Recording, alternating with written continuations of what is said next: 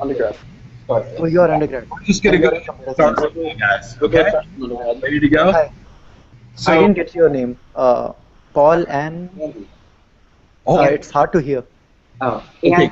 Can you guys hear me right now? Yeah, I can hear Mark. Okay, great. So I'm going to start, and I'll introduce everybody, and I'll just talk to everyone that's here.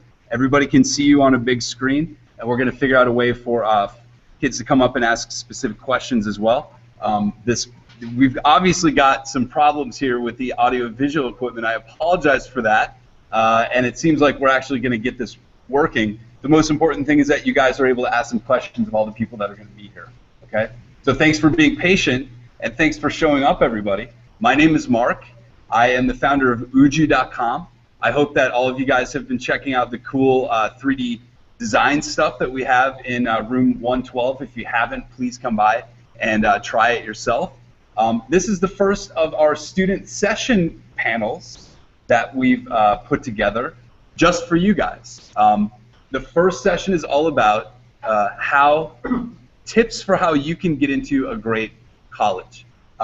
Here with me today we have Nate McIntyre. Nate is the editor-in-chief of OOOOO. We also have Nick Orenstein, who is a Harvard graduate who currently attends University of Southern California, studying for his PhD in astronautical engineering. And what was your undergrad degree?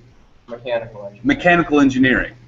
And we are joined on the internet by Paul Warren. And Paul, when you talk, I'm going to have to hold the microphone up to you. So, okay. Can you say something again? Something again. Hey guys. Can everybody hear that over the speaker? Okay, good deal. And Andy, I'm not sure of your last name. I'm sorry about that. What's that? Andy. Oh, Vu. Last name is Vu. Andy Vu. And where are you from originally, Andy? Orange County, Southern California. Nice. Not too far away from here. So you guys are both freshmen at Stanford. Paul, can you tell us about your major and what made you interested in doing that before you came to Stanford when you were in high school? Sure. My major is computer science. I'm about to declare in a couple of weeks. I've done some engineering projects back in high school, and I just really love its ability to make things happen. And Andy, how about yourself? Oh, my major is engineering physics. And I remember back in high school, I would read just physics books, and they would tell me about the world and about the way it worked and the way that we see the world, we model it, and how we can find out more information of what we're interested in. So I was very interested in just studying just the way things work, and so I was interested in physics, and we started here. Wonderful. Now, we're also joined by my good friend Kshitij, who's currently at Purdue University. Kshitij, where did you go to undergrad? It's GSS 8 Noida. It's in near New Delhi, in India. Now we have. I wish I could get the camera pulled together so that you can see how many folks are here. Young guys from your home country who I think will be very eager to ask specific questions that perhaps you are best able to answer more than anyone else. Before we get to that, specific topic, though, can you talk about your growing up as a boy when you were in, let's call it middle school and high school? What made you interested enough in space to ultimately want to pursue it, and why did you do that instead of anything else that everybody around you was telling you would make more money? Yeah, exactly. So I was brought up in a medical science environment. Like everyone around me was a medical doctor, my parents and the uncles and aunts. So they all kind of brainwashed me to be in the same field because it was easier for me to get into something related to biology. And my scores used to be very high in biology as compared to math. So people used to discourage me to go towards mathematics or engineering. They thought I will be very unsuccessful. But I knew that, one should do a thing that pleases him or her, and they should follow their heart. So then they will be really happy and successful rather than just being, getting something, some money. So I aimed for bigger goals. And in that process, I tried to ask my heart what I really want to do. And there was one astronaut who actually inspired me to do things for entire humanity, and her name was Kalpana Chawla, and she was one of the astronauts who perished in Columbia disaster in 2003. And at that time, I decided to choose a career in astronautics and become an astronaut like her and serve the humanity and work for everyone. Try to find out where we all came from, and to push humanity, not just take baby steps, but to have bigger leaps for the entire humanity and to reach Mars and other places. So that's how I started, and now I am here at Purdue, the cradle of astronaut. Wonderful. I have a feeling we're going to come back to you shortly. I wanted to ask Paul first. Paul, I remember you telling me about some really amazing stuff that you did in high school that was projects related to space. And I know that in, especially, I'm a little bit familiar with India, not so much familiar with Eastern Europe. We have a lot of folks from there as well. But their school system doesn't necessarily let them do cool projects. And sometimes in a country where it's very based on your standardized test, what college you get into, like if you want to get into IIT, basically you have to do a really good score on the exam, right? So why should anyone do anything other than get top grades? And how should they choose what they do? And in that context, would you talk about your project? Sure. So the mentality that you need to get good grades, again, is something that is over a lot, especially for American colleges like Stanford. They much rather prefer to get a group of people who they know when they put together will make something amazing happen. That means that they love people who've focused their time and efforts and money and energy into doing projects that they really and truly care about, things that they think can change the world, or that they just think are fun. The idea behind that is that if you can get someone to devote time and energy and effort, you don't even have to get them to devote it. If someone wants to do something badly enough that they do a project in that area, that they do something ridiculously cool and awesome just because they care about it, then colleges really, really love that, because those are the type of people who make a college memorable. Those are the type of people who colleges can turn into fantastic alumni. Those are the type of people who make who are the amazing classmate that people always talk about. Colleges love seeing that. Now, your project, I remember, was definitely space related. Can you tell us about that project and tell us, you said that people should do things because they care about it. Yeah. What did you do and why did you care about it? Okay. My dad is an astrophysicist. He studies the sun. I love science fiction. And as a result of those two things, I love space. I love everything related to space. In high school, when I was a sophomore, I got an opportunity to participate in a program called the Student Spaceflight Experiments proposal. The idea is you write a scientific experiment that you care about, that you think will solve an interesting question. And if you get accepted, then you get the chance to turn that experiment into a reality. And I was lucky enough to do that program twice. So I sent a microbiology experiment to see how we can get seeds growing in space on the final space shuttle launch. And then my next year, my junior year of high school, I sent some genetically modified worms up to space to see how space affected their metabolism. And that went up on the SpaceX Dragon, the world's first commercial space flight to the International Space Station. Now, did you get to do these things because you have some special connections? How did your projects get chosen to get flown on these amazing places? They got chosen because I had spent a lot of time reading and thinking about what I cared about and finding things that I liked to do. So when you do a project that you care about, you just get this sort of confidence, you get this experience turning the ideas that you have into a reality. And the reason why I think my proposals were successful is because I was able to draw upon my experience taking advantage of opportunities in the past and doing projects that I had cared about. And so it's sort of an iterative process. The more projects you do, the more you're able to take advantage of the opportunities that come your way in the future. I guess it's important to mention, if you guys aren't aware of this, when you apply to an American college, you don't just submit your scores, you don't just submit your grades, you have to write essays. And the essays are, tell us about yourself. Basically, right? tell us about yourself, and if you want to go to Stanford, they ask you a bunch of crazy questions too. Write a poem about yourself. I think I remember one year.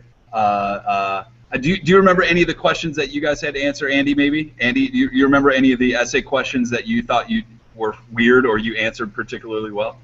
Well, interestingly, the weird questions actually come from the University of Chicago. But really, Stanford has some good questions too. Mostly, so one question was, write a letter to your roommate. And that's trying to get a feel for what you're like and just trying to see like how good of a fit you would be with everyone else at the university. Another one that was really important would be what is important to you and why, because they want to see how you are as a person, and what matters to you is a big part of that. Yeah, it's interesting that they are interested not just in your academic performance. That's a key, crucial thing to learn about, I hope, through this discussion. Your academic performance, they can see a lot from your test scores and from your grades, but that's not what schools like Stanford or Harvard are. That's not answering everything for that. So they ask you a question like Andy said, write a letter to your roommate. That's the essay question that you have to write to get into Stanford. Are you going to brag about how you did in math class in an essay like that? Of course not, right? They're going to learn about your personality. They're going to learn what you really care about. So these are the sorts of things that you have to think about for colleges looking at you, and that's why Paul says you should choose to do projects that you care about. If you do something that you love, you're going to do an amazing job because you want to. And then you have a great story to write about in the essays.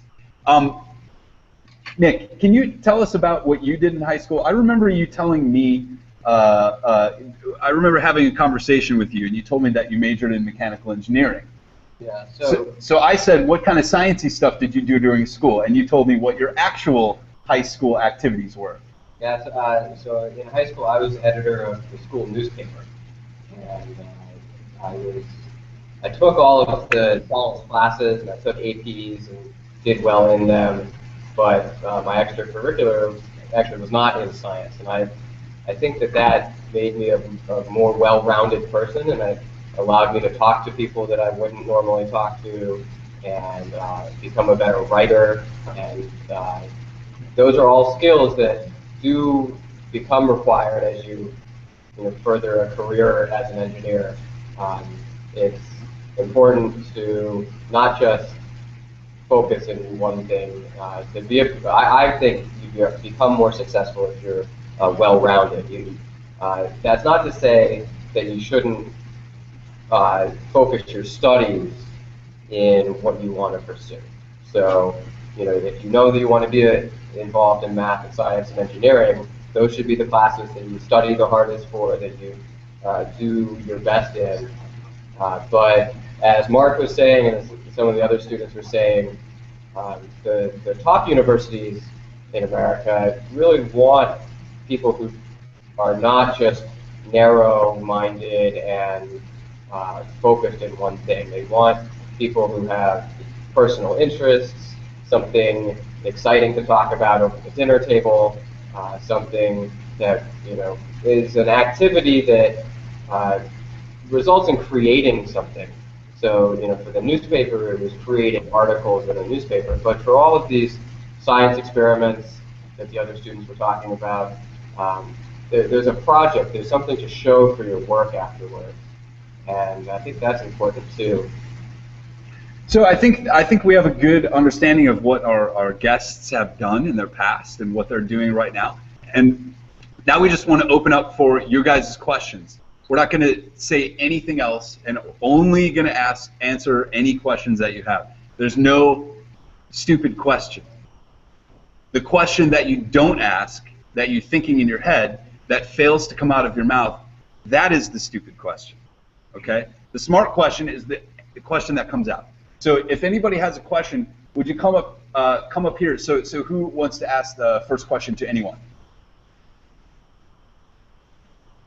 There we go. You will win a Kerbal Space Program for free because you were the first one to ask a question. So let me move the camera over here and tell us your name and go ahead and ask a question. I'm Anirudh, and the question I wanted to ask is, what's the purpose of asking the weird questions? For instance, Can you say it one more time? What is the purpose what's the purpose of asking the weird questions? For instance, of them asking a weird question to you? Paul, do you want to take a stab at that one? Why do they ask such strange questions? So there are a couple different reasons, and the most important one is because they can. The universities that we're talking about here have applicants from around the world, and they're getting to see the best of the best of the best. And so they want to create the environment that lets the best and the best of the best actually learn. They want to create an environment that the best students in the world will actually go to and enjoy being a part of. And asking those weird questions, like Mark and some of the other guys are saying, lets them see part of your personality, lets them see what you do in your spare time, what your hobbies. Because going to college, classes are an experience. Classes are a part of the college experience. Colleges are trying to stack the entire experience, everything, the friends you make, the clubs that are available, everything that they want to see part of who you are. Because when they do that, when they ask you those weird questions and how you respond to those weird questions, tells them more about yourself than any test score can. I guess the big crime in American education system is if you just shut up and listen. Yeah. That doesn't help anybody else learn. They want people to have strong opinions, and they want people to share their opinions and share their personal background and their stories, especially if you come from another country. You should contribute your own background and your own viewpoint that is unique compared to anyone else. Nick, were you going to say something? Yeah, these are ways for you to, for them to get to know you more than just what's on the piece of paper.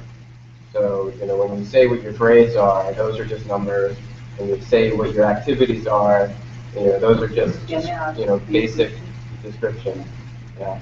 And so, it's good to have, or even if they don't ask a strange question, you can let yourself out. Like one of my college application questions was some sort of thing about describing yourself, a pretty general question, and I used a I don't know if you know, it's kind of a sciencey toy, the magnetic toy that has the balls that are magnets. You can kind of shape things out of it, and I used that as an analogy for my life. And so, there's all these engineering things that had to do with it, and being playful and fun. And so even though they didn't ask a silly question, it was a normal question, I found a way to express myself in that. And so I suggest to everyone, take what they give you and be yourself, and let them know why are you different than someone else. Yeah, I helped a lot of students. I helped over 200 students to apply from international school, especially in Korea, to apply to schools in the United States. And I don't know your cultures very well, but I do know Korean culture very well. And Korean culture, everybody thinks that there's an ideal person. I can think of exactly who that is, They are good at math and good at science, and they do 15 different extracurricular activities, and they have this type of personality, and that's the person that colleges want. That's who's ranking #1, and everybody else is second. There's no such thing as that, really, okay? So you should not think that you have to try to be some kind of ideal. You shouldn't be an actor or actress to pretend that you're somebody. Then you'll fail. Then colleges know that you're faking, and they will see from your essay that you're just making things up, okay? They want to see who you really are. That's why they ask a strange question, a difficult question. Write a letter to your roommate. Yeah. Whatever you say to your roommate is going to tell them a million things about you, What are your priorities? What are your interests instead of just science? Yeah. So let's take a question.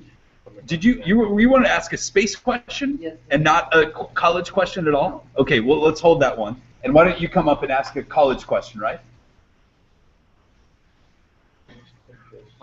Into the microphone. I'm Varun. I'm from Andhra Pradesh, India. I'm listening grade 10. Look into the camera. They can't see your face. Tilt up the screen. Tilt up. I'm in 10th grade right now. I'm into LPC. My stream is FTC. I want to pursue engineering. I wanted to ask, what's the best college in the USA for mechanical engineering? Good question. I guess Nick, you probably have a response to that as a mechanical engineer major. Yeah, I think there's two different ways to go about engineering in America. There are a collection of schools that are all engineer, just technical schools. So that would be like Caltech and MIT and Georgia Tech, and there are a lot of other ones like that.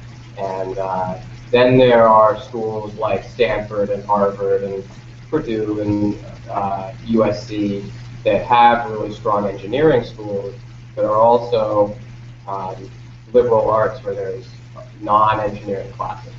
And so one of the decisions that's a personal one for you to make is, do you want all engineering school? In which case, yeah, I would say Georgia Tech, Stanford, or Georgia Tech, Caltech, MIT, and other schools like that. But Stanford has an amazing program. Well, I don't know if you know about US News and World Report. That's a publication that ranks schools. And so that will give you a good sense. And they update that list every year. And that can give you kind of a list of 20 or 50 different things. And then you can go to their websites and see what they're doing. Now, why don't you take that off and give to him, and I'll just follow up a little bit on that question. If you say what is the best mechanical engineering department, okay, or what is the best, whatever anybody wants to study, what is the best, right? It's kind of like asking what is the best song. There's no best song. There's the song that you like. Everything is subjective. Everything is an opinion. So you ask 10 different people what is the best mechanical engineering department, they will have a different criteria for evaluation. And the real answer, only you can answer that one. And the way to answer that is you can look at a list like US News and World Report, and you can get an idea of generally what people agree are the top 20 mechanical engineering colleges and mechanical engineering grad school. If they have a good grad school, probably they have a decent undergrad school too. That begins your process of research. Okay, those are hypotheses that those are best schools for you. They're not answers, right? So then you have to go research. You should go research and see what are those professors studying there. What's the special research they're doing at that college, unlike any other one? Kshitij is involved in a lot of trajectory related research related to Mars. That's kind of a specialty of Purdue. They don't do that at a lot of other colleges. So that's something that you can answer. Nick, what did you want to say? So engineering is accredited, which means that every engineering school has the same curriculum. And so the basics you're going to learn everywhere.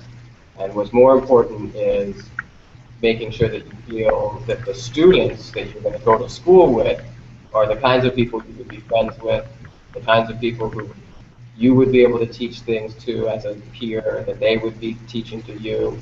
So you'll learn the same engineering everywhere, and it's the atmosphere of college that, and each of us are different, and so, we have different interests, and so I suggest looking also into that. You never had a chance to choose your high school, did you? No, I didn't. Of course not. I'm presently in high school, not in high school. I'm in technical. You will have a chance to choose any college you go to. If you get into many colleges, you can choose, right? So you should pay very close attention. You didn't have to pay close attention to the culture of your high school. You should pay close attention to the culture, as Nick was pointing out. I have another question. You have one more question? All right. After high school, for the graduation, what is the process for applying for an American university? I'll answer that very quickly. The question was, what is the process for applying to an American university? And maybe Kshitij, maybe you need to chime in at some point. However, what you need to do is, first of all, you need to take a standardized exam that is recognized in the United States, SAT or ACT. You also have to make sure that you take the hardest classes possible in your school and get good grades for those. Ideally, as a recommendation, you should do things outside of school, such as a club, such as some personal project. It really doesn't matter. Just do something interesting that you don't get a grade for. You have to get letters of recommendation from your teachers. You have to get a letter of recommendation from your counselor at school. Is there any other fundamental? Well, the timing of it, usually if you want, you apply for school your senior year in the fall of your senior year, around October to January. Right? That's when people tend to do it. If you, what year are you? A sophomore. You're a sophomore. So you have some time. So you can do a practice year, okay? So what you should do to find out the details on how to apply to an American college, everybody can do this. You should write this down. commonapp.org. Common App, COMMONAPP.org. In August of this year, you can go to commonapp.org and you can make a profile and pretend that you're going to apply to colleges, okay? Just pretend. And then you can see exactly the questions they ask you, and you can see the requirements from each school inside of that webpage. When you apply to American colleges, probably you're going to use that website to send your application to all of these different places. So if you really want to know what's necessary, look at that as soon as possible. Let's go to a next question. And tell us your name and what your question is. I was a student of Kshitij Mall Technical School. In our school, it was like the IIT JEE training would start from 6th standard, and they would almost sacrifice almost all co-curricular activities. But will this help in the long run and getting into other American colleges other than IITs? Excellent question. Kshitij, I'll turn that one over to you, my friend. Yeah, can you repeat the question? Because it's very hard to hear. In Bangalore, in Kshitij Mall Technical School, they start the IIT JEE training from 6th standard, sacrificing all co-curricular activities, and it's only mainly studying. So will that help in the long run and getting into IIT JEE? I highly disagree with such coaching institutes and such organizations that push students only to study. I myself have been, in India, and I have been through all those phases. So I think one should try to be a well-rounded, all-rounded person, and should be excellent in all fields by just studies. And if you see all the top schools, they want people who are, they don't do just studies. They are doing a lot of other things like projects. And if you see, if you participate in sports or some other things, you are actually trying to be, use your brain in much more efficient manner. And I really think you should participate in all activities that you are capable of. Don't just study all the time, which is like a trend back in India. And even after studying, what's the guarantee that you will get into the IITs, damn IITs of India? And I studied a lot. I didn't get into IITs. So what's the use? But I did extracurriculars and I did a lot of other things. I did projects related to aerospace, being from mechanical engineering background. So I did all other things, and that helped me to get to Purdue. So you can see two results. Like studying a lot doesn't get you to IIT, and doing all other things and developing yourself as a complete person helps you to get into top 10 universities of US. If I can comment, thank you for the question. You can take a seat. I think your education system in India will change dramatically in the next 20 years. Right now, your system is similar to China and similar to Korea, where everyone recognizes that the system needs to change somehow, but it's very difficult to change. And so the system is structured around your standardized exam, and there are study institutes and cramming institutes that are oriented in that fashion. And some of you go to schools where you have excellent teachers who realize that that is not a full education, and you're very lucky for that. But it's best not to do everything just to please the current outdated system. And here we have one of your countrymen who is pursuing something that he loves very much, and definitely he will go on to do amazing things in science and in space. So please listen to him more than to the structure of your current education system. My perhaps ignorant recommendation. Yeah, why don't you ask the next question as well? Are you hearing the questions all right, Kshitij, by the way? And Paul, are you hearing them as well? It would be nice if you could repeat them. Yeah, Sure. exactly. Go ahead. Do the APs really matter? So one more time. Do the APs really matter? Do the APs really matter? Paul, do you have anything to say about that? I have no real idea about this. So, for applying to colleges, APs do demonstrate that you're willing to take on harder classes and that you're willing to go above what they usually offer, because they are supposed to be college-level classes. So in that case, they do present you as a stronger candidate. Now, once you get to colleges, whether or not they decide to count the AP credit depends on the college. For the UC schools, University of California schools, they do count them. Here at Stanford, they mostly use them for placement. They don't really count much for credit. And everyone's taking a lot of the same AP classes, but they are helpful when you're applying. Okay. In India, we don't have advanced pressure courses, so the AP exams are overrated. So everybody in India that whoever gets the AP exam is, way out of the league. Is way ahead of us, others in college application. So it's not really right. I'll tell you exactly what the situation is based on data. Okay. So I have seen the data on what college admissions people care about, and they answer a survey, and they rank a bunch of different factors: SAT score, extracurricular, teacher recommendation, blah blah blah blah blah. Okay.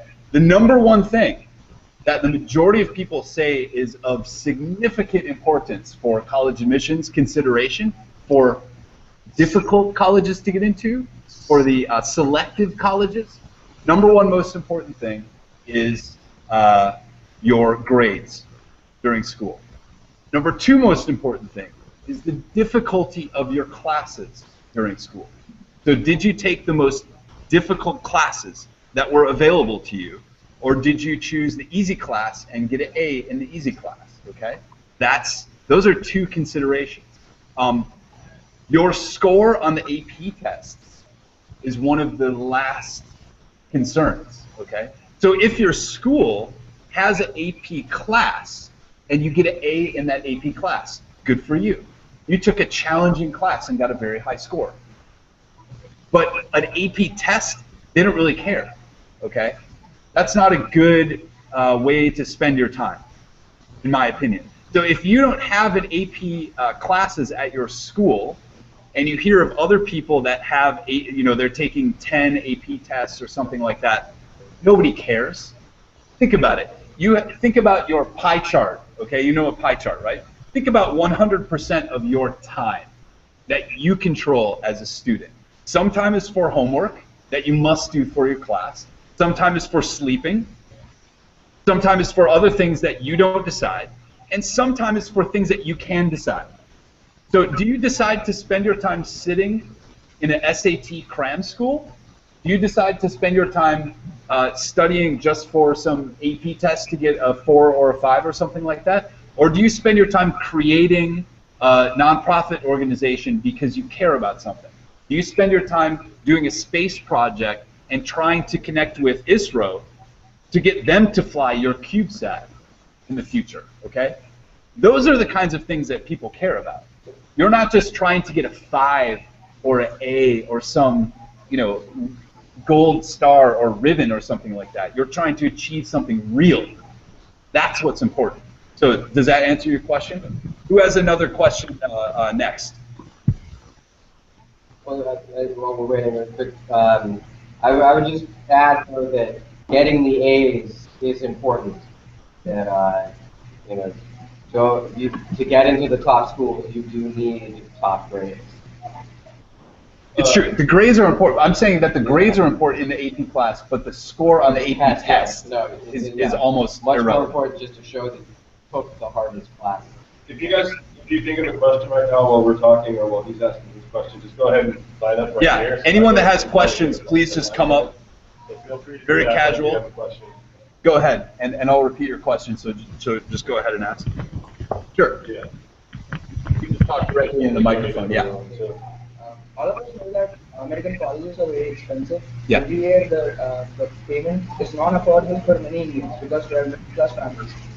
Maybe because there are some scholarship programs, but not everyone are in the reach of them. So how do you suggest that we people can get into American universities and apply for those scholarship programs? That's an excellent question. So the question, if you guys didn't hear it, was basically that American schools are ridiculously expensive. I think $40,000 to $50,000 per year. And the question is, how do you get scholarships? Yeah. That's the question. Okay. So I will answer very quickly, and then Kshitij, I think you're more qualified to answer this than I am. Most schools make it impossible for you to get a scholarship. Some schools, some individual schools have special scholarships set aside for international students, and some have some set aside specifically for Indian students too. If I remember correctly, I think Columbia University has a limited program that provides a full ride scholarship to something like 8 or 10 students. Five Indian students every year. What you should do is just search Google like you are a crazy person trying to find the piece of gold buried under, miles of earth. I just saw a website. The schools have their own lists that are listing what their scholarship information is. Sure. So if you have certain schools that you're interested in, you should run 10 Google searches of various permutations of how to find a scholarship for you. Caltech scholarship, international. Caltech scholarship, India. Caltech, et cetera, et cetera, et cetera. Just maybe 2 weeks ago, I ran a Google search for American universities, international students scholarships. And I found, I don't remember the web page, but I found a website that had 40 different scholarships for international students. Many are for specific countries, right? And many are for all international students offered by some American organization. And some are from organizations in those individual countries too. So it is very difficult to find. Now, Kshitij, I'd like to hear from you because you chose a different route. There's no necessary reason that you have to go to American undergrad institution. Here is a success story about to describe his thoughts right now. Go ahead, Kshitij. Yeah, exactly. First, I would like to say that you mentioned many things like we have to give standardized tests and TOEFL or some other tests we have to clear first and then we are able to apply. But the way I thought this problem is what I really want to do. And from there I started everything. Like what I actually want to achieve in life after doing all this. I just don't want a degree. I don't want just a master's or a PhD. What do I want to do with it is more important. So you need to have bigger goals in your mind before taking any step. That will help you determine what you actually are targeting, what universities you want, and everything. So after this, the problem is most of us are from not very well-off background. There are some undergrads I know at my university, those who have a lot of money, they can afford an education at United States. So for them, it's not a problem. They can apply and they can easily get in and they can survive 4 years here. But in my case, I come from a humble background and I did not have enough money to afford the education. So I first thought, like, how could I deal with this problem back in India itself? So I joined a university. It's not an IIT, it's not an NIT, it's not renowned university. It was a very unknown university and a very new kind of university. So I just joined it and tried to finish my program. And on the like in the meantime, I am trying to do all other things as well. Like since I know what I want to do at the end of all of it, so I'm trying to do aerospace projects. I'm trying to do internships in aerospace industry, and I'm trying to build up my aerospace profile so that when I apply, I'm ready for it. And then I chose the universities accordingly. For me, it didn't matter, like, am I applying to MIT or Stanford or Purdue or UMich. So the name doesn't matter. The purpose matters, like what I want to do. So I knew that Georgia Tech has the program that I want. I want entry-descent landing missions to Mars. Purdue didn't have that program at that point of time, but they still had space application programs that are world known. So I applied into that. Also, I needed some pilot training, and Purdue is one of the best schools to provide pilot training as well. So that's the reason why I chose Purdue over all others. So this is like the way you should think about all of this. And it's not necessary for you to go to a US university in undergrad, but the thing is, if you ask Paul and his friend, an undergraduate degree at US actually builds you up much more strongly as what I feel when I came here.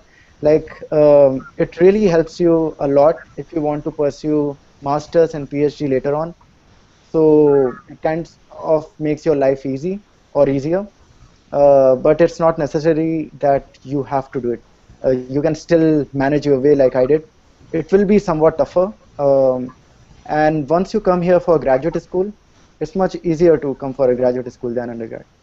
So if you come for a graduate school, what you need to do is from day one, you have to, not even day one, 6 months before, you have to start thinking like, how can I apply for some kind of scholarship? So they have graduate teaching assistantship, they have graduate research assistantship, and they have just some graduate assistantships in the College of Engineering or some other departments. So you can apply at numerous places, but you have to be ahead of everyone, and you have to be ahead in time. You don't need to apply exactly on the deadline. And I miss many deadlines, actually. So there is MAT department, there are teaching opportunities in that. You can easily apply sitting back in India. So there are many students who come directly to United States with some funding in that way. So it just needs some search and some luck, as well as some hard work on your side to get this thing done. I think it's very important. Yeah, for me, it took almost 1 year to find some kind of scholarship. I think there's the scholarship situation. Thank you. And if you have another question, you can stay up here. If anybody has another question, please come up. Yes, we have a question back there. I just want to say, he didn't go to IIT. He's in one of the greatest aerospace engineering programs in the world right now. Okay? Where you go to college, that's not your brand name. Okay? If you go to not IIT, guess what? If you keep doing cool programs and keep pursuing more than your school allows, you can get into a great program like Purdue. Okay, Paul, I know that you said that you have to leave right at 6 o'clock, so I wanted to give you a chance. If you just before we go on to ask a specific question, just wanted to give you a chance before you have to sign off, and we'll probably keep going a little bit if people still have questions. Wanted to give you a chance to maybe give, and both of you, Andy as well, to give, leave the kids with one piece of advice that you really hope they keep in their heads as they look forward to applying to college and pursuing their futures. Sure, I'll go ahead and start. What we're telling you right now is a lot of information, and what we're basically telling you to do is do everything. And it's really hard to do that. And if you come from a culture that prioritizes test scores and studying, hearing once you need to do projects or else you won't get into American colleges sort of loses its power once you leave here. So what I think I would like to leave you guys with is the importance of not wasting your time. No matter what you do, if you do projects, if you study, as long as what you do builds up to some goal, as long as you are doing something with a purpose, that is much, much better than the alternative. And if you are the type of person who likes spending most of his time studying and prefers going to a college in India that only cares about test scores and studying, we're not trying to dissuade you. We want you to do what you care about. And again, just the best possible way to get there is to do things that really matter to you and to not waste any time getting there. Well said. Thank you. Andy, do you have any last thoughts as well? I'd like to leave them with just the idea, just the fact that wherever they go, they'll find good people there. So it doesn't matter if you go to the university that's ranked lowest, like on some random list, or the university that's ranked highest. Wherever you go, you'll find a good community there, and you'll be able to build yourself up from there. What you do once you get there is more important than where you go. Wonderful. Thank you, guys. And if you want to stick around, please do. We're just going to keep talking. And thanks so much for participating. Really appreciate it. We have a question here from Miguel Lopez, who is a student joining us from Puerto Rico. So go ahead. What do you got? So my question is, Hold the mic up. my question is, to register to college, you apply an essay and send your grades and everything. Is it true? Most people say that it doesn't matter what contacts you have within that same college that you want to apply. What contacts? Yes. What do you mean? Like knowing somebody that could help you with registration or could help you prioritize you over someone else. Did you have something to say about that, Nick? Yeah. So the question was, if you guys didn't hear it, the question is does it benefit you to have some kind of contacts with inside the university, where maybe if you apply because you have a contact there, it's going to boost your chances of getting into that school. Nick, what did you want to say about that? I would say in general, no. It's very difficult to, because so many people apply for a college, to be able to say, it's not like a job where it's much more built on relationships. It's a little more black and white. But what I would recommend, and it's something that I did, is my junior year, the year before I applied to college, I went to the college I wanted to go to and met for 30 minutes or an hour just to talk with someone in the admissions department. And so, and that person ended up leaving the next year, so he didn't even help me with my application, as a contact, but what he did help me understand is what the school wanted to know. So the kinds of questions and things that we just talked about informally, it wasn't part of the application. Then the next year, when I was writing essays and thinking about schools, I had already talked to someone there, so I at least knew what they were interested in. So you can do things like that. So it's not a benefit just to know someone. Oh, my cousin's there. I'm getting into school there perfectly, right? He works in some office or something like that. That doesn't really help you. It will help you if you get a bunch of knowledge about the school and you understand the culture very well. Because here's an important point. If you apply to an American school, grad school, Kshitij talked about this, you should know the details. He has a reason for applying to Purdue. He has a reason for applying to Stanford. Somebody asked me a question earlier about, I asked someone why they want to go to MIT, right? Somebody from right, exactly. Why do you want to go to MIT? And he didn't explain it very well. He said, it's because they have a great mechanical engineering program, and they have this other thing, and they have this other thing, and they have this other thing. And I said, you just described 100 schools in the United States. There's nothing special about that. So you have to think about college admissions like it is the parents of the girl that you want to marry. It is the parents of the boy that you want to marry, okay? And they say, why do you love my daughter? And if you say it's because she has 10 fingers, not a very good answer, right? But if you say it's because my personality is like this, and her personality is like this, and if we mix together, it's going to be perfect. That's why we're meant to be together. I researched so much about your mechanical engineering program. I know that you are doing this type of research. I did that during high school. I did this activity during high school. I found out about this. That's why I'm applying there. That's why I want to do some research with this professor, blah, blah, blah, blah, blah. That's a deeper connection than I know somebody at that school. It shows that you understand the environment, just like Nick got when he made the connection by going and visiting admissions office. He found out these little details, right? So when he wrote his application, why do you want to come to Harvard? He's not writing because Harvard is the best. You know, that's like saying, I want to date her because she is popular. Does that make her feel good? Hopefully not, you know? So it's exactly the same thing. You should truly understand what makes that school unique and why it's a good, unique fit for you. You should not want to go to MIT because you keep hearing MIT is the best. Actually, maybe MIT is the worst place for you and your personality, just because everybody thinks it's the #1 brand name of, you know, technical school in the world. Maybe you'll hate it, actually. Maybe the culture of MIT is disgusting for you. And that's fine. Who cares? There's many other places that you can go get a better education and be a better person if you go to a place that fits you better.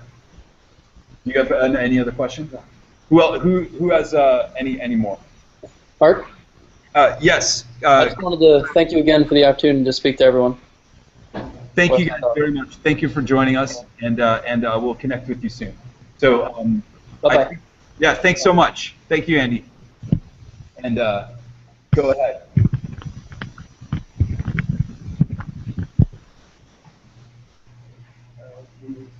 You're good. Go ahead.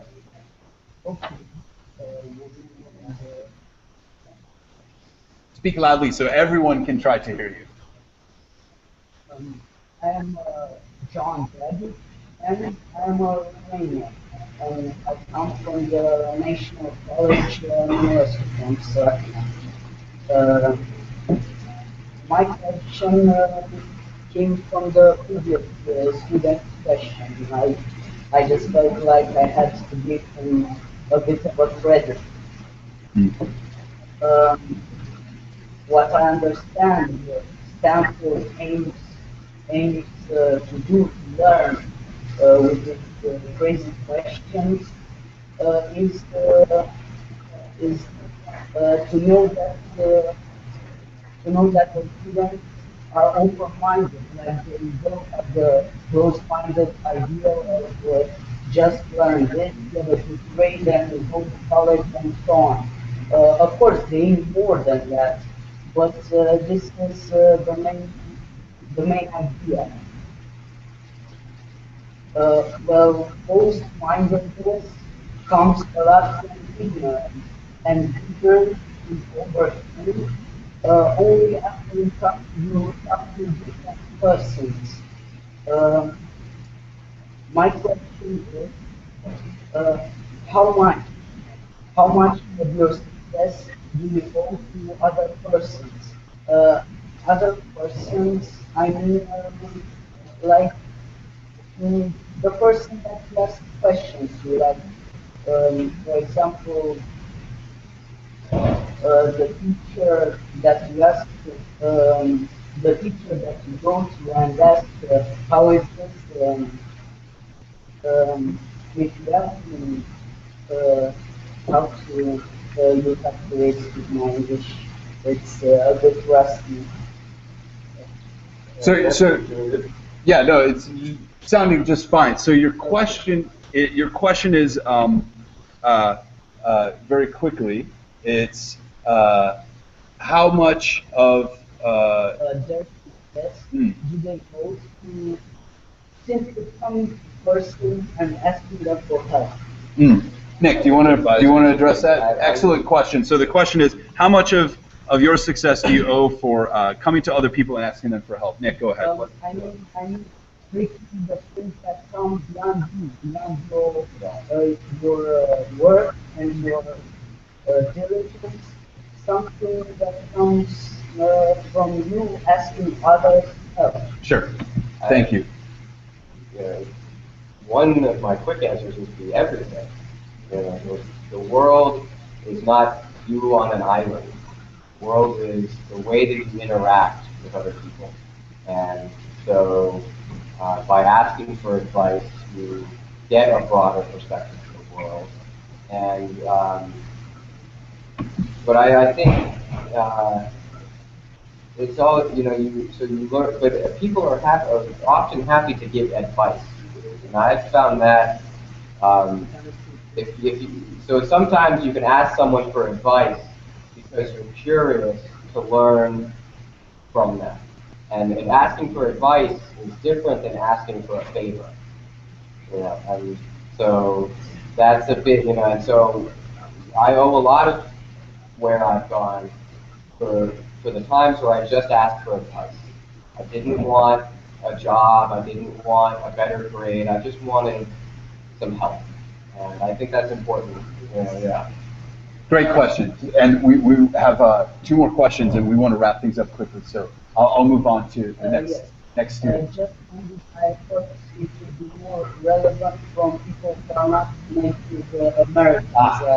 Yeah. Great. Thank you so much for that question. Now, who was next? You had a space question. Do you have a college question? No. Yes, yes. College question? Please come up.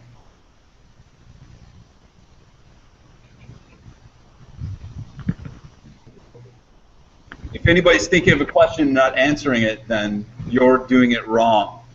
If you have a question in your head, then you have to come up here, okay? Don't be afraid. Please.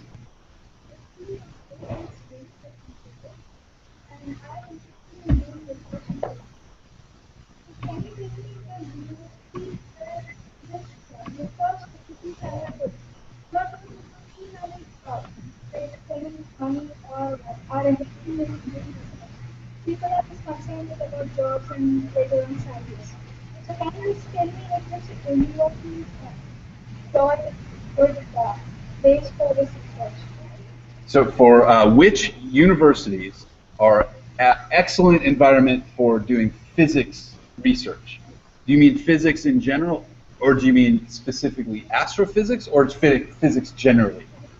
Physics generally. Does anybody have a good response to that? Nick, are you able to answer? Okay. Yeah, you know, it would take a little bit of searching, but one way I would look at that is to find, there's journals and publications and conferences like this where people talk about and write about their research.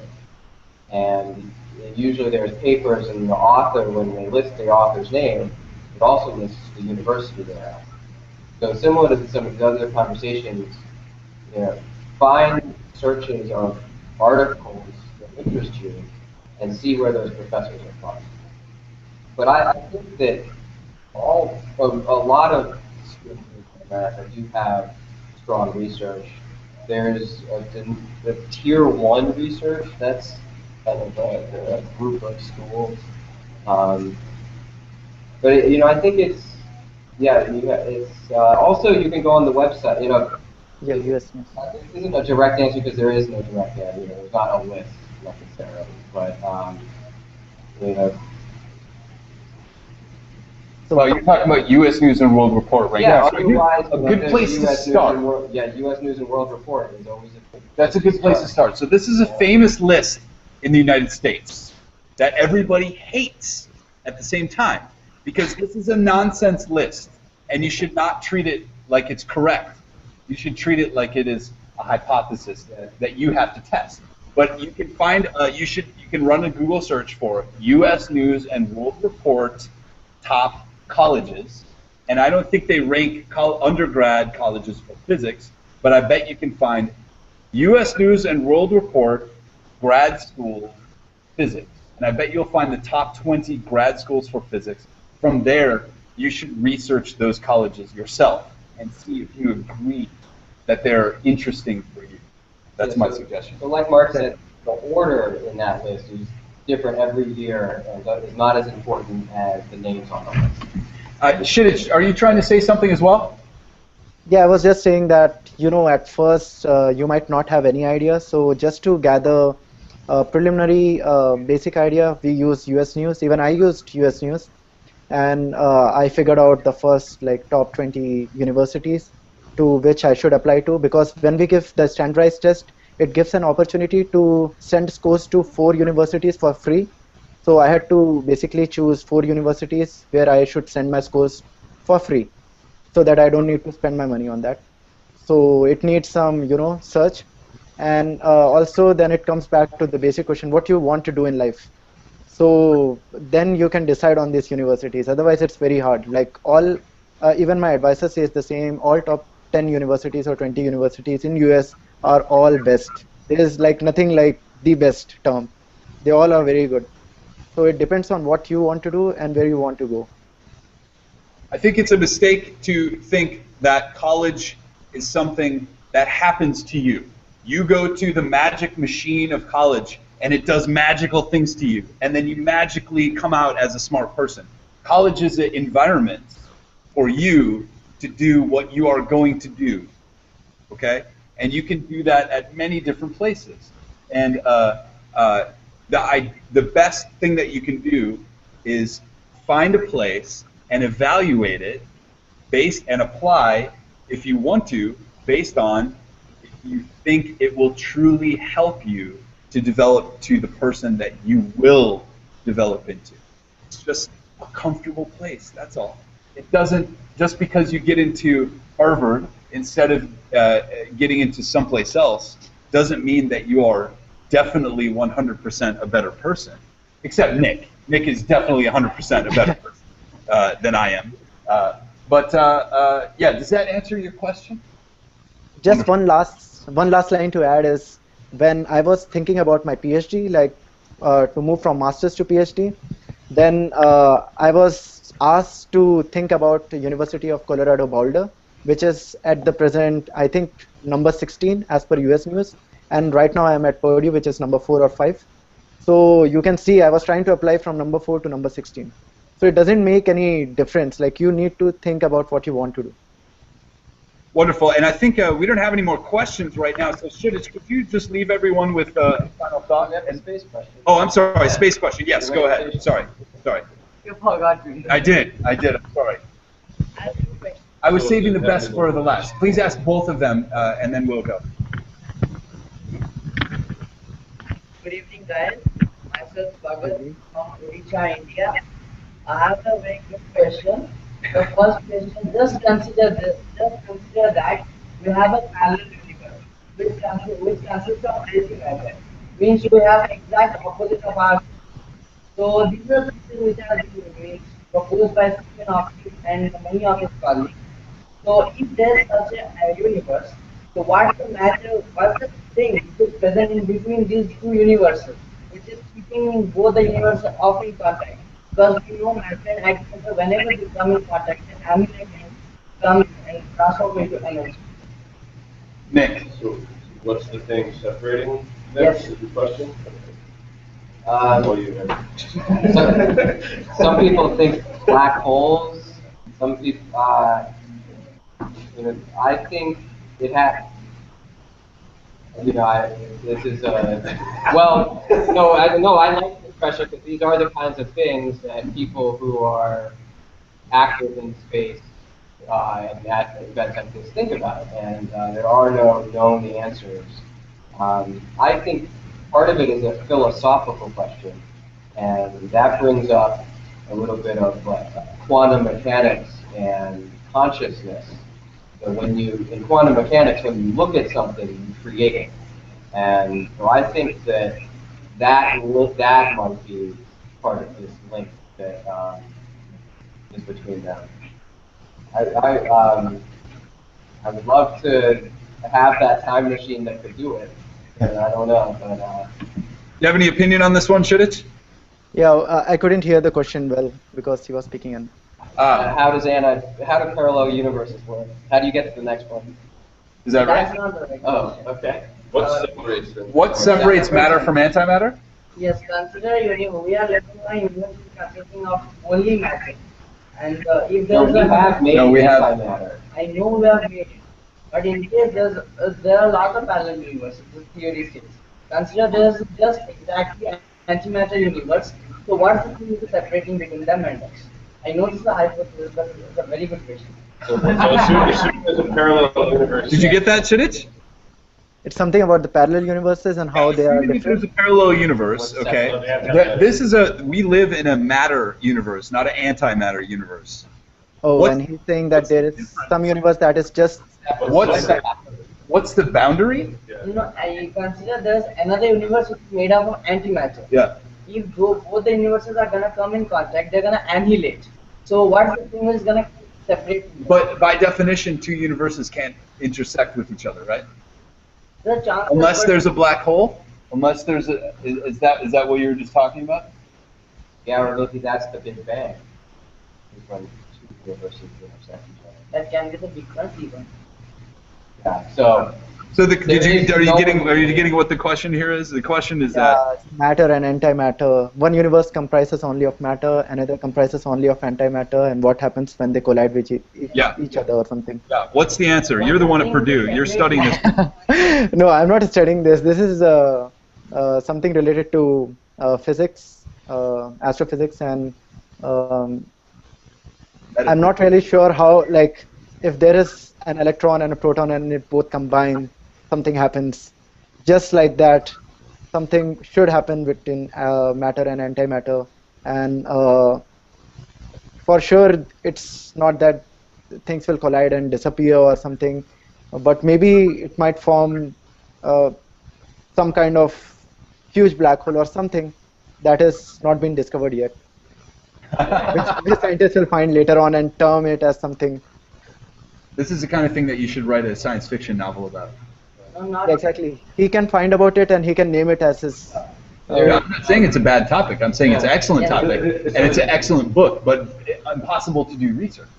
Don't you think? Well, this is some of the stuff that happens at CERN in Switzerland. Yeah, exactly. France. And also, if you're interested in reading things like this, there's a website called Archive, which is spelled different. ARXIV. And that's a way that people who are doing research in areas that might not be published in a journal but are still interested in research, they put their papers for free at archive.org, ARXIV. And I'm sure they have antimatter stuff on that. Perfect. Thanks for that awesome question. We are going far too long. Okay, just only 5 minutes. Is it a 5-minute question? You're going to talk for 5 minutes to ask a question? No. Okay, go ahead. Go ahead. Recently, many videos are uploaded on YouTube. It says that the supermassive black hole exists in the center of all the galaxies, most of the galaxies. So, in case if it exists, don't you think it will consume the entire galaxy? Because black holes definitely contribute and left of us. I believe when they do, it's on such a long time scale that we would be long gone. It would take so long for it to consume the stars that stars will have supernovaed and expand, blown themselves out further away from the center. And so there are processes that go on. Even though the spiral goes in, there are other things that maybe throw it out. So it would take so long that nothing would be. By that time, I think that we would have done the That's right.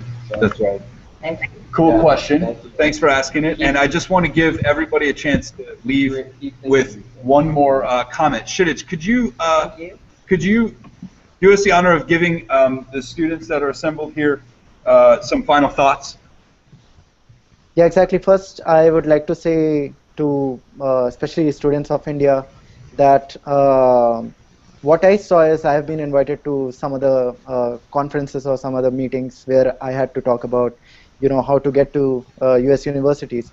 So I find that in India there is too much dependence and people try to be too much dependent on others to get things done. And if you are coming to United States, first day you learn is you have to be independent. So please try to be independent and think for yourself, live your own dreams rather than living the dreams of others. There are so many people who will guide you, become something like my dad wanted me to be a doctor or something, but I am not living my dream in that way. So live your dream, be independent, and look for bigger goals in life. IIT, JEE, or things like that are very short goals.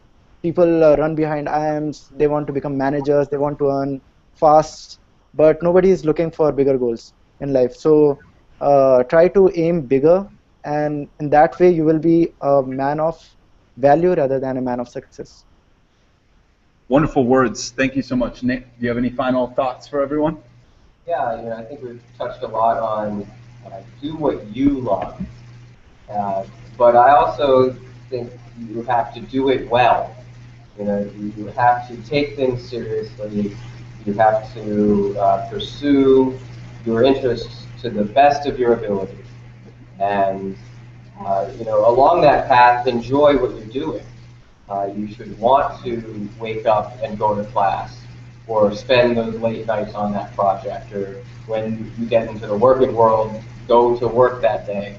You know, like what you're doing. It's a big world with plenty of opportunity, and there are places for you to do what you like to do. In the context of this conversation, which is about getting into the top universities, while doing those things, you have to pursue excellence and leadership. And those are two fundamental traits of students at the top universities and leaders of fields, excellence and leadership. And I for a while, would interview incoming applicants at Harvard, and those were the two things that I always looked for in someone. And to me, it didn't matter what the topic was. You know, it could be a youth group that was social. It could be an engineering project that went up, did some amazing thing. But the person who I thought was always the better candidate was not. They worked on a team, but say you work on a team of 10 people, you want to be the one who's directing and bringing the team together and showing your leadership abilities to get your friends to all work on something together. And you don't want to be a boss. You don't want to be the guy with cracking the whip where no one likes to work with you. But if you can take your ideas and share them with other people in a way that makes them enthusiastic to work with you, that's a sign of leadership and a sign of a good idea. And so I suggest, again, excellence and leadership. Those things will help you get into the better school.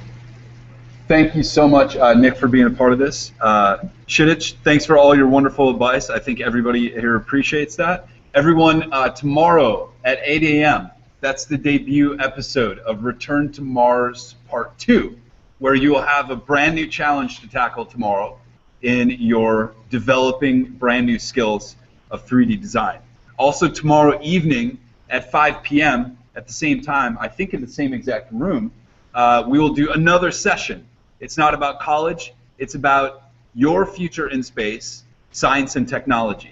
So if you guys go on to be space scientists and work for ISRO and work for JPL and work for your own private space company that you will be the entrepreneur to found, what technologies and what type of exploration will you be doing?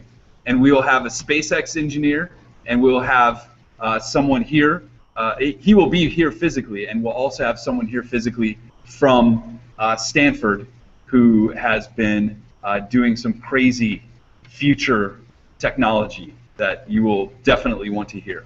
So I hope you bring your questions to that as well, and I hope to see you tomorrow. Thank you, everybody, for being a part of it.